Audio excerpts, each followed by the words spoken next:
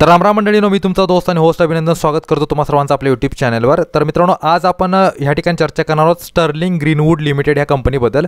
Quarter 4चे जे काय मित्रांनो रिझल्ट्स आहेत ते का ह्या ठिकाणी 6 तारखेला म्हणजे 6 जून रोजी ह्या ठिकाणी काय झाले आहेत, अनाउन्स झालेले आहेत। सो कंपनी मित्रांनो एक स्मॉल कॅप कंपनी आहे, ही गोष्ट लक्षात ठेवा। आणि ह्याचे जे काय क्वार्टरचे जे रिझल्ट्स आहेत ते कसे लागलेले त्याविषयी आपण ॲनालिसिस करूया। सो सर्वप्रथम मित्रांनो, हे जे काय क्वार्टरली रिझल्ट्स आहेत त्याच्यामध्ये कोणत्याही पद्धतीचा डिव्हिडंड देण्याचं कंपनीने अनाउन्स केलेलं नाही आहे।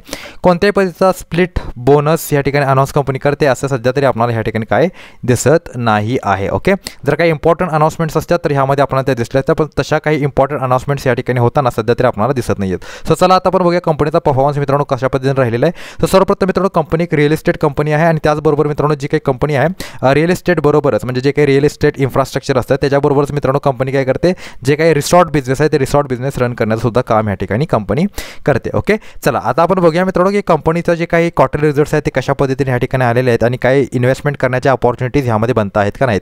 सो सर्वप्रथम बघू शकता 1,13,00,000 रुपयाची मित्रांनो सेल्स आहे, 27 लाख रुपयाचे एक्सपेन्सेस आहेत। ऑपरेटिंग प्रॉफिट बघू शकता ह्या क्वार्टरमध्ये 86 लाख रुपयांचे ऑपरेटिंग प्रॉफिट्स। ऑदर इन्कम 0 कोटींची म्हणजे 0 रुपये ह्या ठिकाणी ऑदर इन्कम आहे मित्रांनो। इंटरेस्ट बघा 30 लाख रुपयाचा इंटरेस्ट कंपनीने पे केलेला आहे। नेट प्रॉफिट 76 लाख रुपयांचे नेट प्रॉफिट ह्या क्वार्टरमध्ये कंपनीने कमवलेले आहेत। आता बघू शकता सेल्स 1,45,00,000 मित्रांनो वार्षिक स्तरावर मी म्हणतो मित्रांनो। ओके, वार्षिक स्तरावर कंपनीची जी काही सेल्स राहिलेली आहे ती 1,45,00,000 रुपये राहिली। 1,28,00,000 रुपये एक्सपेन्सेस राहिले। 17 लाख रुपयाचे मित्रांनो ह्या ठिकाणी ऑपरेटिंग प्रॉफिट होते। 0 रुपयांचे मित्रांनो ऑदर इन्कम, 1,21,00,000 रुपयाचे इंटरेस्ट कंपनीने पे केले आणि फायनली 90 लाख रुपयांचा लॉस कंपनीने ह्या ठिकाणी केलेला आहे। सो बघू शकता तुम्ही इयर ऑन इयर मित्रांनो कंपनी कंटिन्यूअस ह्या ठिकाणी काय करते, लॉसेस या ठिकाणी बेअर करते। त्यामुळे इन्व्हेस्टमेंट करण्याचा ह्यामध्ये मित्रांनो प्रश्नच उद्भवत नाही आहे।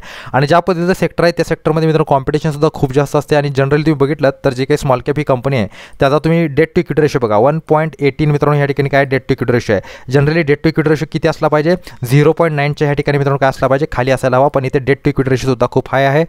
सेक्टर जे आहे ते खूप जास्त कॉम्पिटेटिव्ह सेक्टर आहे आणि त्यामुळे मित्रांनो ह्या स्टॉकमध्ये सध्या तरी इन्व्हेस्टमेंट करायला मी तुम्हाला काय करेन, सरळ ह्या ठिकाणी नकार देईन। ओके, जनरली आता स्मॉल कॅप स्टॉकचेच मित्रांनो जनरली काय येतात, सगळे क्वार्टरली रिझल्ट्स येतात। जितके पण लार्ज कॅप कंपन्यांचे रिझल्ट्स होते ते सगळे आता झालेले आहेत। ओके, आता इथून पुढे जुलैच्या महिन्यामध्ये मित्रांनो पुन्हा जून क्वार्टरचे जे काही रिझल्ट्स आहेत ते यायला सुरुवात होईल। ओके, त्यावेळेला आपण लार्ज कॅप कंपनीचे रिझल्ट्स या ठिकाणी कव्हर करण्याचा प्रयत्न करू। सो मित्रांनो भेटतो पुढील व्हिडिओमध्ये, तोपर्यंत good bye, take care and good time. Thank you very much to all of you.